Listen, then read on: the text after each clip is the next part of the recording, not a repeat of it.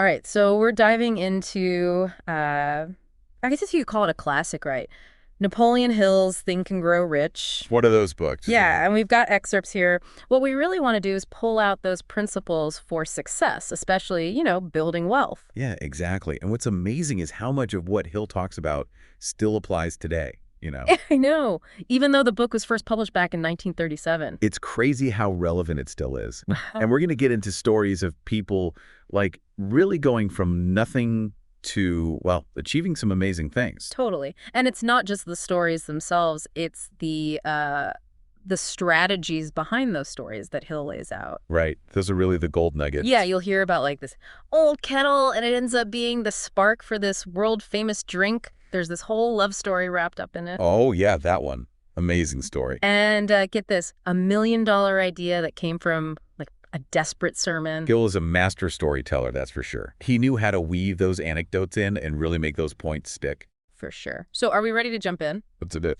Okay, so Hill really starts things off strong with this concept of desire. Yeah, burning desire. Right, he's like super insistent that this is the foundation for, any kind of achievement. It's the starting point. Yeah, he goes beyond just saying you need to want it. He's talking about this desire as a force. A driving force, yeah. That fuel that pushes you through all those obstacles that, let's be honest, are going to pop up on the way to success. Totally. And he uses this story of Edwin Barnes to really make that point.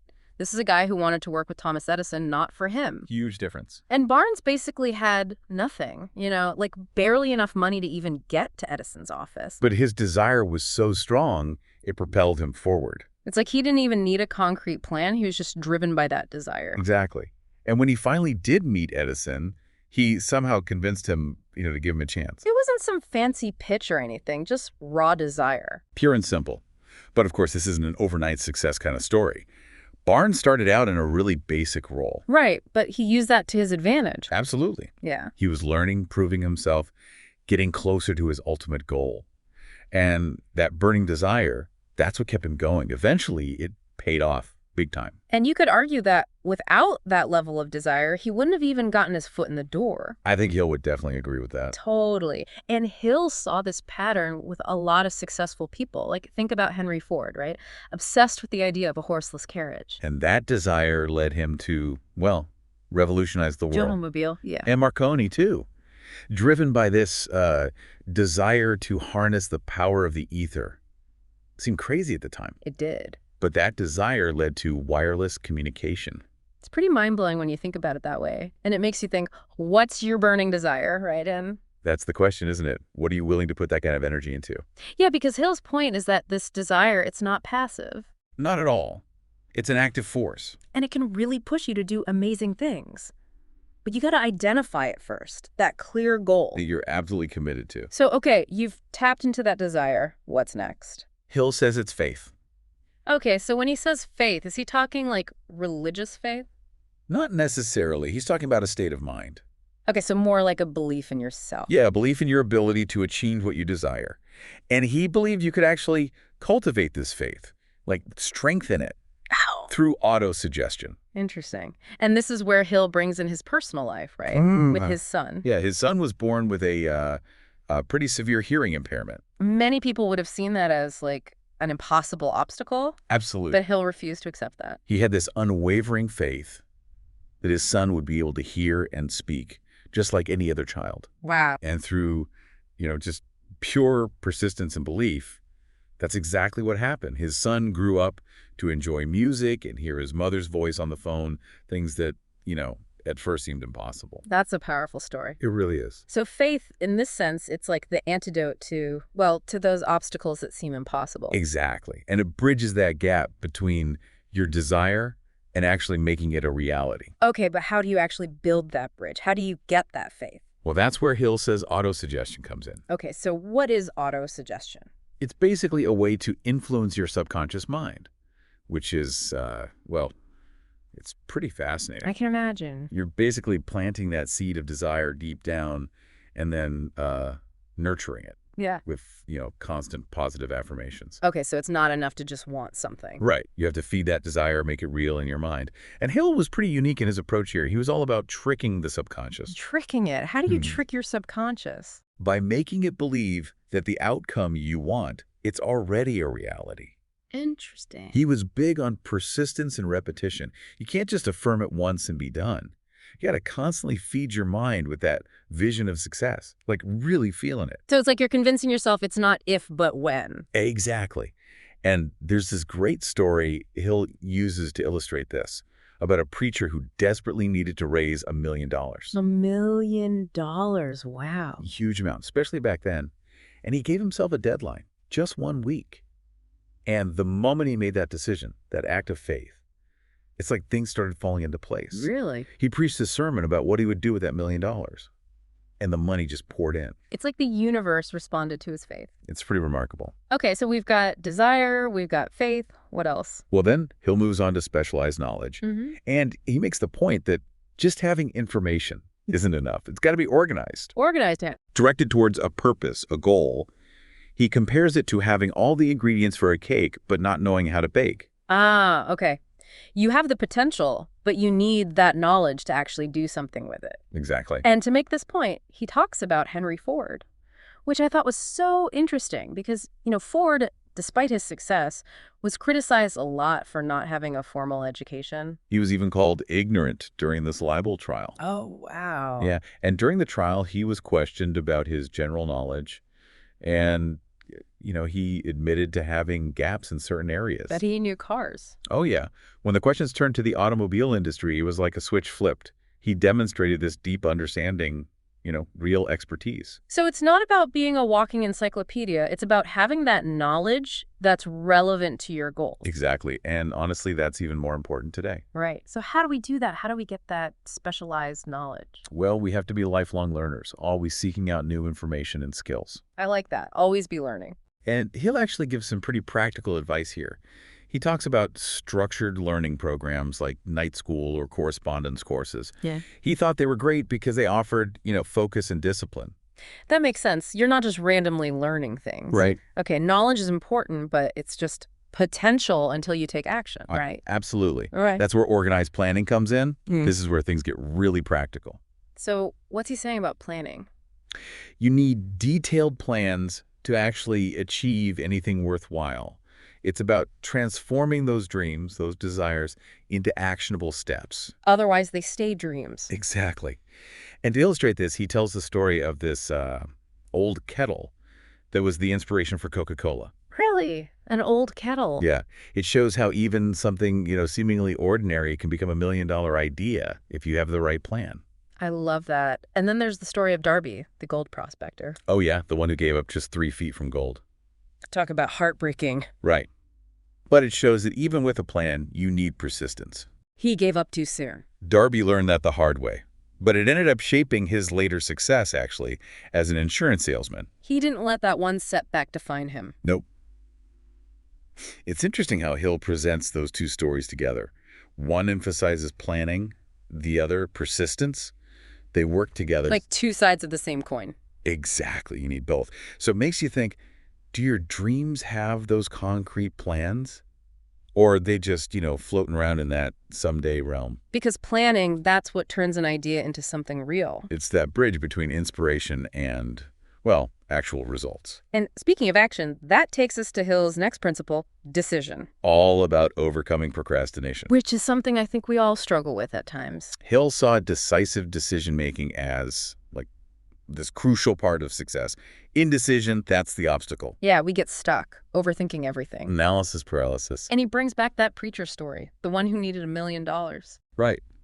He set a deadline, a firm one, and just took action. It's like the universe was waiting for him to make a choice. That's a great point. It wasn't just wishing or hoping for the money, it was making a decision. And then actually taking the steps to make it happen. It seems like that decisiveness, that commitment was key. Definitely. And Hill makes this really interesting comparison with the signing of the Declaration of Independence. All those men putting their names on that document, knowing the risk. It took courage. And decisiveness. Absolutely. It highlights how, to achieve something big, you often need to take bold action, even when things feel uncertain. Even when it's scary. Yeah. And that's a question for all of us, isn't it? What decisions are we putting off, maybe out of fear? What could be possible if we were just more decisive? Exactly. That's a great question to think about because sometimes just making the decision to act, that's the hardest part. You said it. It really is easy to get stuck. Yeah. Overthinking, second-guessing yourself. Oh, yeah. But sometimes you just gotta, take that leap, that first step. Make that decision and go for it. Exactly. But even with the best intentions, and a solid plan, things don't always work out perfectly. Right. There are going to be bumps along the way. Setbacks, failures even. And that's where Hill's principle of persistence comes in. This one's huge. He was really adamant about this. That commitment to your vision, even when things get tough. Yeah. That's what makes the difference. Between those who just dream and those who actually achieve things. Exactly. And he tells the story of Fannie Hurst, the writer. Oh, yeah. She's a great example. She faced, years of rejection before she finally made it on Broadway. It would have been so easy to just give up. So easy. But she didn't. She kept writing, kept getting better, kept knocking on those doors until one finally opened. It's that classic never give up spirit. But it's more than that. Hurst, she was learning from those rejections, refining her work. She came back stronger each time. That's what I find so inspiring about her story. It's not just about, blindly pushing through. It's about adapting. Yeah, evolving along the way. Hill actually says that every failure, every setback, it has a seed of advantage hidden inside. It's about learning from it. Making adjustments and using those experiences to move forward. Exactly. It makes you think about those times when maybe you gave up too soon, It happens to all of us. I know I have. You let doubt creep in, or fear, and you stop yourself from really going for it. It's so easy to do. But sometimes that extra push, that refusal to quit, That's the difference maker. it really is. It's like a test almost. Yeah. A test of how much you believe in your vision. So that brings us to Hill's idea of the mastermind. Ah, yes, the power of collaboration. Surrounding yourself with the right people. Hill really believed in that, didn't he? Oh, yeah. He was convinced that a group, like-minded individuals, all working together. They could achieve way more than any one person alone. Absolutely. And it's interesting, he actually used this in his own life. How so? He formed this invisible council. An invisible council. Yeah. Made up of, historical figures. Wait, so he's having meetings in his imagination? He'd seek their guidance, Yeah. Get their wisdom. Yeah, Might sound a little unconventional. he does. But Hill believed it had a huge impact on his success. I can see how it could be powerful. It's like having those mentors, those guiding voices, even if they're not physically there. Right. It speaks to the power of visualization and choosing your influences carefully. Who are you letting into your world? Exactly. Yeah. Both physically and mentally. Right. Who are the people that inspire you, challenge you, support your growth? That's a great question, because who you surround yourself with, it shapes your reality. For sure. Now, Hill also gets into those things that hold us back, those fears. Yeah, he has this whole chapter on the 6 basic fears. Really insightful stuff. He lists them out. Fear of poverty, criticism, ill health, loss of love, old age, and death. The big ones. And what I found interesting is that he doesn't just list them. He explains how those fears, show up in our lives. Often subconsciously. Yeah. And how they can sabotage us without us even realizing it. It's sneaky like that. He says fear is paralyzing. Keeps us playing small. From taking risks, going after what we want, really living our lives to the fullest. He's not holding back. And out of all of them, he calls out the fear of poverty as the most destructive. He connects it to this human tendency to prey on each other economically. Yeah, it's kind of dark, but you see it everywhere. It makes you think how much of our behavior, our choices, Yeah. are driven by this fear of not having enough. Right. And Hill goes on to explain how this fear can show up as feelings of inferiority, insecurity, that scarcity mindset. All those things that block us from attracting wealth. It's like a self-fulfilling prophecy, right? If you're always focused on what you don't have. It's hard to create abundance. Exactly. He also talks about the fear of criticism, which, who doesn't struggle with that? It's so common. And he points out how that fear can keep us from, setting big goals, sharing our ideas, and really putting ourselves out there. He even shares his own experience with this fear. When Carnegie first challenged him to write Think and Grow Rich, Hill was afraid of the criticism. Wow, that's really interesting. It shows that even the most successful people, they deal with fear and self-doubt too. It's human. It's not about getting rid of fear completely, but more about recognizing it, Understanding where it's coming from. and developing those strategies to overcome. Exactly. And the good news is, Hill doesn't just leave us hanging with these fears. He gives us advice on how to actually conquer them. He says you got to face them head on. Yeah, replace those negative thoughts with positive ones. Focus on what you want, not on what you're afraid of. It's about shifting your mindset, right? From fear to empowerment. From scarcity to abundance. And that leads us to, I guess you could say, one of Hill's most controversial principles. Sex transmutation. Yeah, someone raised some eyebrows for sure. Still does. So what did he really mean by this? It's easy to misinterpret. Yeah, Hill wasn't saying we should, deny our sexual desires. Not at all. He was talking about redirecting that energy, that passion. Towards our goals. Right. Towards creative endeavors, like the same intensity we feel in romantic relationships. We can use it to fuel other areas of our lives. Yeah. Boost our creativity, our productivity, our achievements. He thought a lot of successful people had tapped into this, maybe without even realizing it. And he actually lays out specific techniques for, harnessing that energy. It's fascinating because it goes beyond just willpower, It's more than just discipline. It's about recognizing that sexual desire is a powerful force. And like any force, you can use it for good Or let it control you.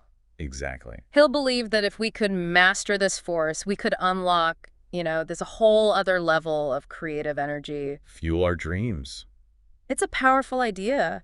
And it makes you think about, where your energy is going. Are you directing it towards things that really matter to you? Right.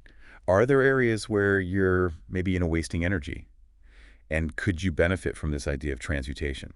It's definitely something to think about. It's a lot to think about, for sure. It really is. And, throughout the book, Hill keeps coming back to this idea of, understanding these forces that shape our lives, the things we can't always see. The intangible stuff. Yeah, exactly. He talks about the power of thought, the subconscious mind, this idea that, everything's connected. It's almost like a spiritual element to it, And there's definitely that element there. And it ties back to those earlier principles, right? Desire, faith, autosuggestion.